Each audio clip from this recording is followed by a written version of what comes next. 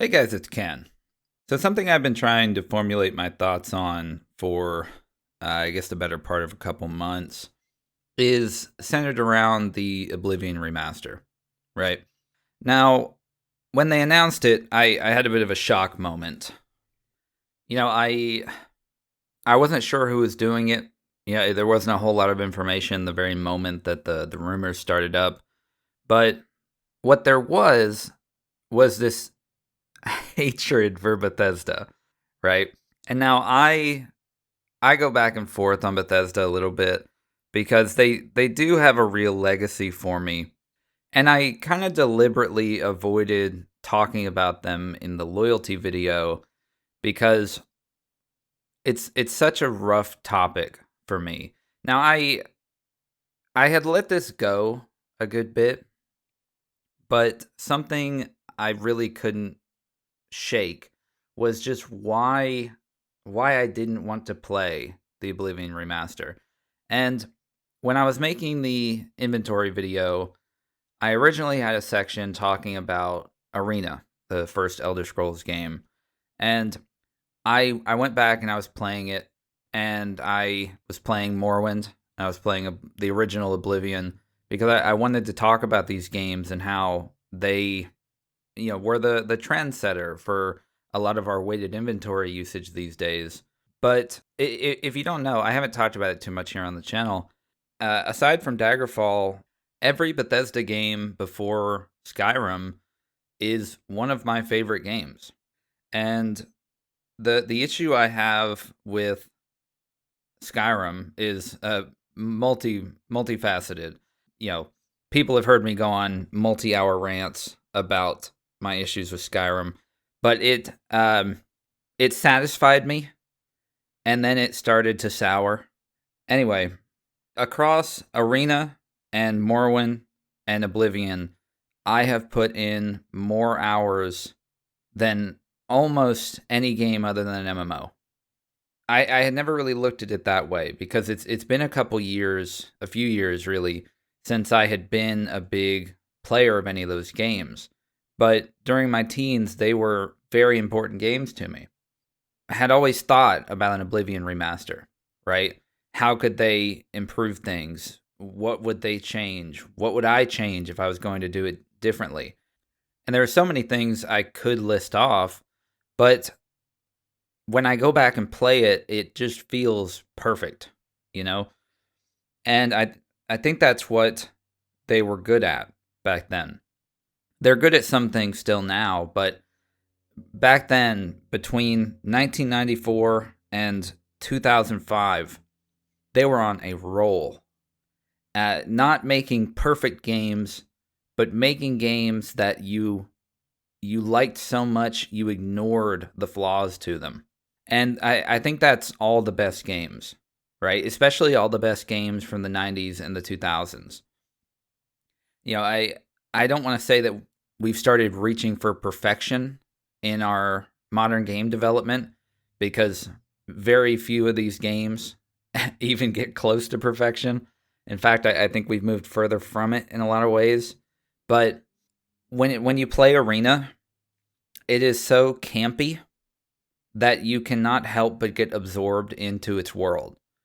When you play Daggerfall, the change from Arena to Daggerfall is so expansive. It feels like, waking up on New Year's Day. Like there's a whole new world in front of you. And when you play Morrowind, it's like a brain puzzle. There are so many things to figure out. There's so much to learn. You have to keep track of so many things, and you have to understand as much as possible. Because if you don't, you will get trapped in this world that they've made because they've put a barrier here. They want you to be smart enough to play it. That's kind of a condescending thing to say, but I think modern day, if we said that about a game, people would say it's bad game design. But there's something about Morrowind that I don't think anyone faithful to it could actually say is bad game design, for the time, at least. But even now, so much of it is so well designed, but they did have a barrier there.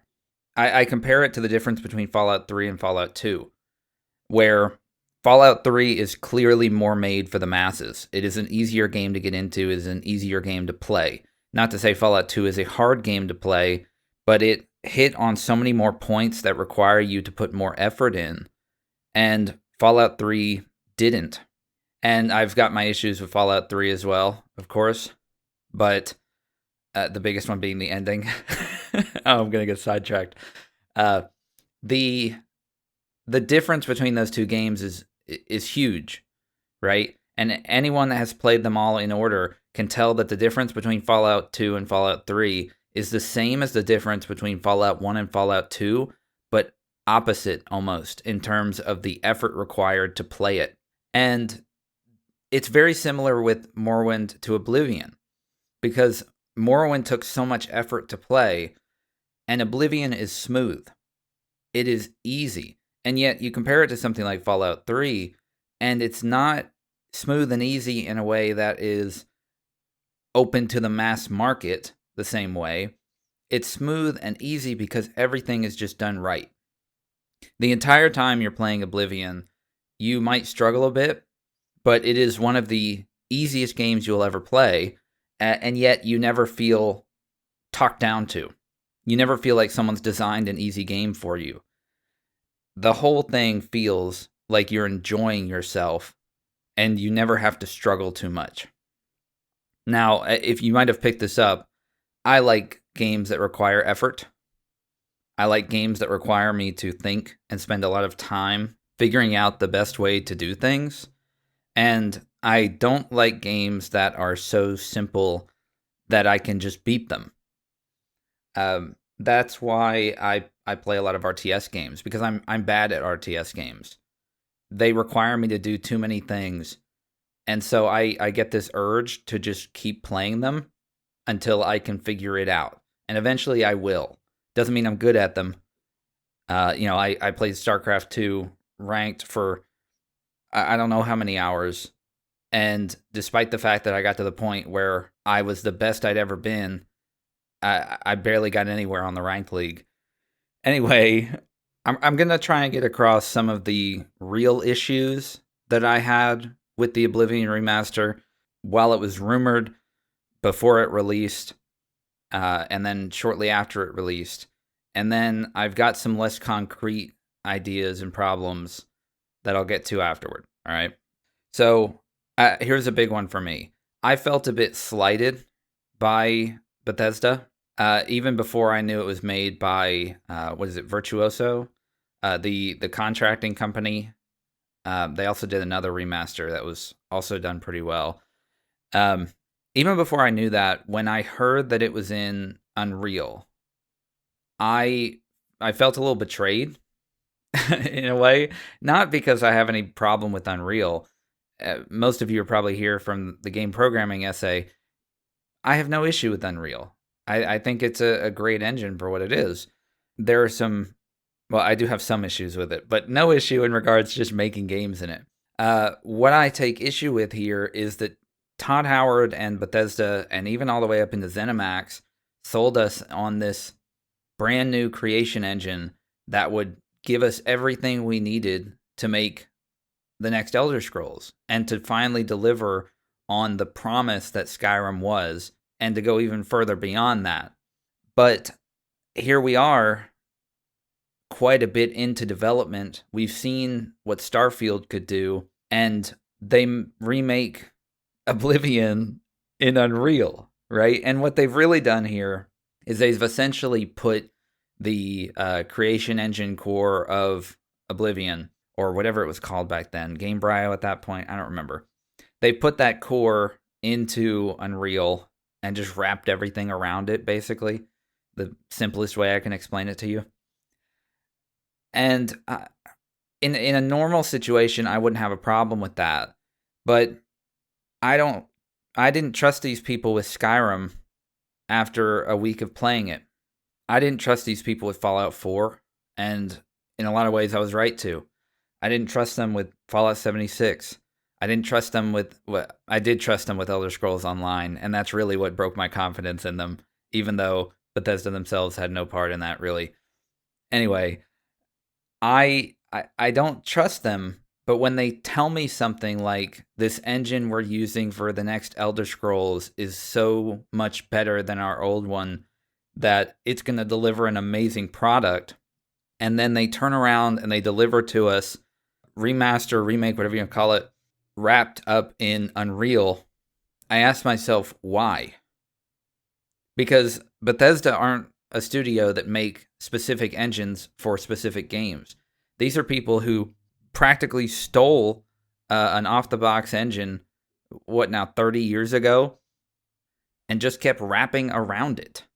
And to see this happen, like I said, I have abandoned the idea of another Elder Scrolls game, but when I heard Todd Howard say that the next engine would be the best one, I kind of believed him, because in terms of engines, they've always tried to do their best in a very sad way. Back in the 90s, they were a team of artists and of gamers and people who loved what they did. They weren't a business in the same way they are today, or the same way they've been since 2011. This was very similar to the Ultima situation, which again is something when making the inventory video that made me think. Richard Garriott made Akalabeth in his last year of high school because he just wanted something to do and he loved games, even just with what they were back then. And he almost had this future sight, if we look back on it now, where he made it and he saw what he could do better. And so he made Ultima. And Ultima blew practically everything out of the water. And this was just Richard Garriott. I think he had a couple assistants for Ultima, but I don't know for sure. He made Ultima. He made Ultima 2. He made Ultima 3. All of which are considered genre-defining, and they're in the same genre. He made Ultima 4. Yet another genre-defining game, right? Ultima 4 is the game we can credit with so much of what RPGs are today.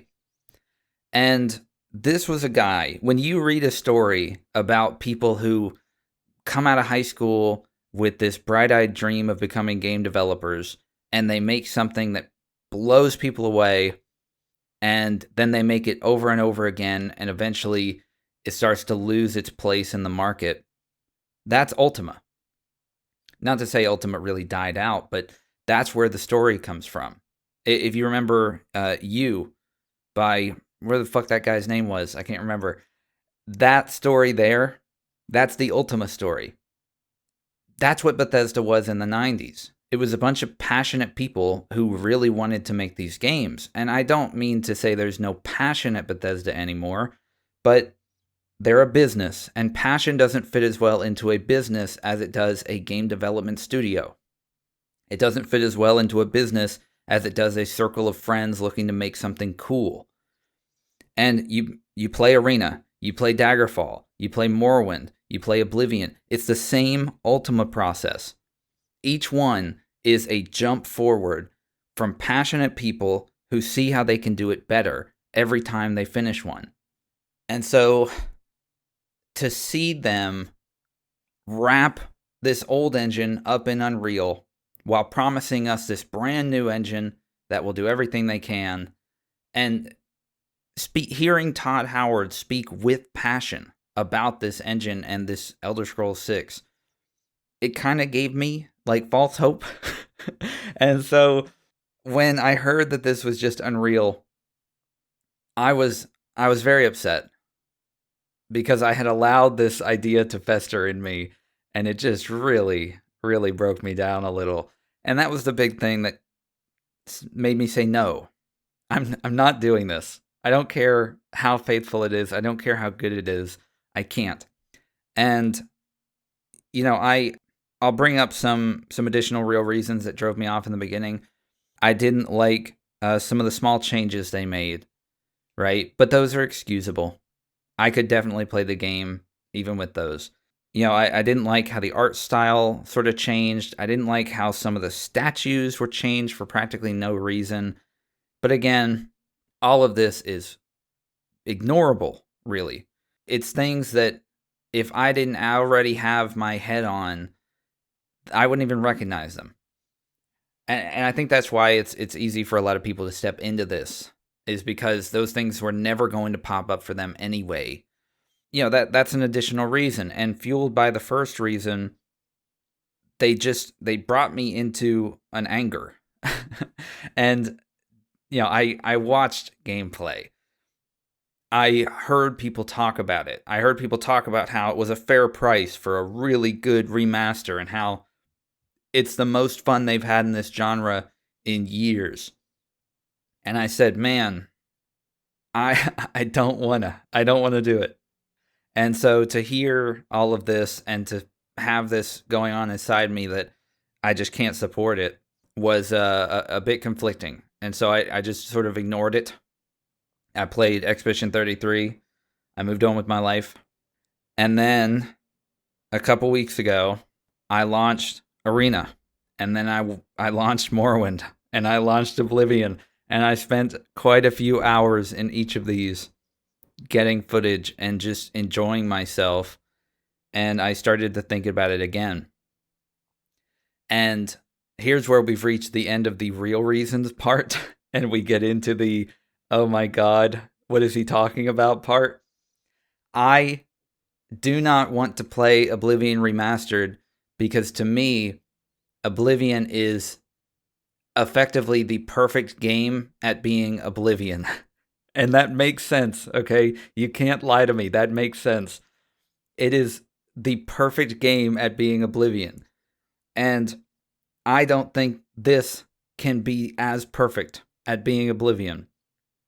And I fear this idea that I have come to an end in the point of my life where I can just launch Oblivion and feel at home, because I will now launch Oblivion Remastered and have these conflicting thoughts inside me.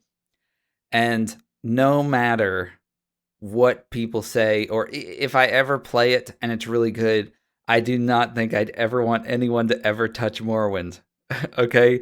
I don't want them going in there. I don't want them removing the dice rolls. I don't want them messing with the physics. I don't want them doing anything. Okay? Because these 3 games, and I'll throw Daggerfall into this as well, these 4 games are so perfect at being exactly the games they are. And I do not want to ruin that idea for me. Because Elder Scrolls Online came very close to ruining that for me. Walking around Cyrodiil, seeing things that look familiar. Walking around Morrowind and seeing things that look familiar, and yet hating being in them. It took a bit of time for me to launch Morrowind and Oblivion and feel at home again. And I can't go through that again. I can't do it. And I don't know. That's the big reason, really, is that I have such great memories and experiences and a great relationship with these early games that it almost feels like cheating to do something like this and play this better version, modern version, and I just don't want to do that.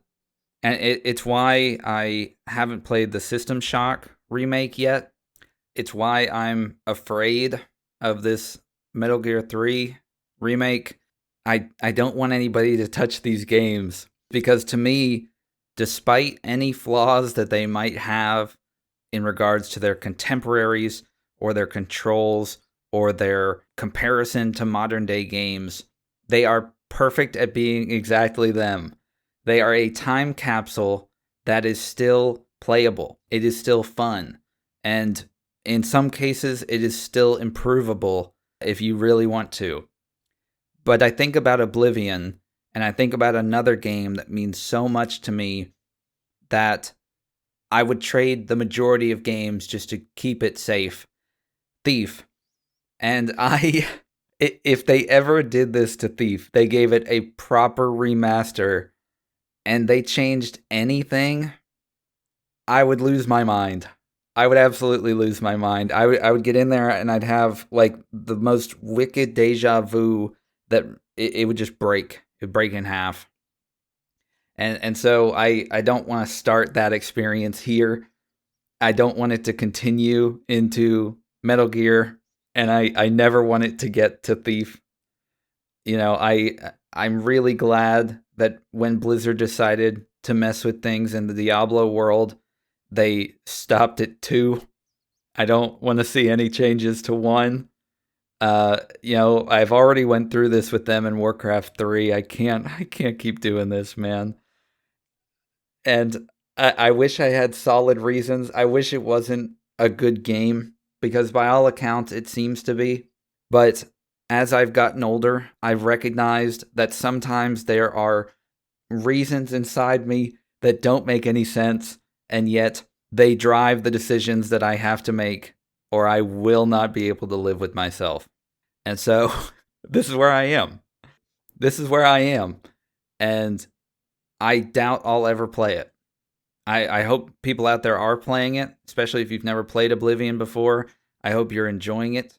I hope it's just as good as people say it is. I don't plan to touch it because I am afraid. And that's the short end of it. But also, I have very little hopes for Elder Scrolls 6. I feel like this engine is going to end up being absolutely terrible. And that's the factual part of it.